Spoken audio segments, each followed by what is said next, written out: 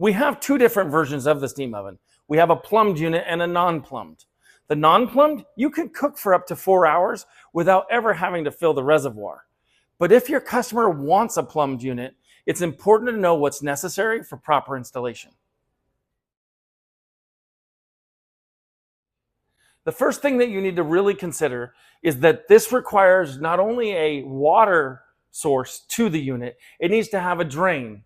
And not just any drain, it must have a gravity drain, meaning that it needs to be right below the convection steam oven to allow it to flow. You can't have it going to a sink. There is no pump that can move it across to your kitchen drain. You need to have it directly below. The second thing is to consider when you have that drain behind that runs behind an oven, if you're installing a stack like this, you have to give adequate depth behind the wall oven for that drain to fit.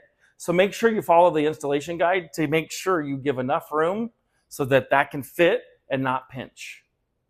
The third thing I want to make sure that you're aware, so when you're sharing this with your customer, is the plumbed unit and the non-plumbed unit both still have a reservoir. Now in the plumbed unit, this reservoir is only for cleaning, that descaling process that you have to do. In the non-plumbed unit, this is actually used for your water source. So no, you can't buy a plumbed unit and still use it as a non-plumbed unit. It will only work as a plumbed unit. So be careful of that when you're selling. And with all this, we know you'll be successful. With the breadth of our product, the ability to do both plumbed and non-plumbed, that's really what makes Wolf your cooking specialist.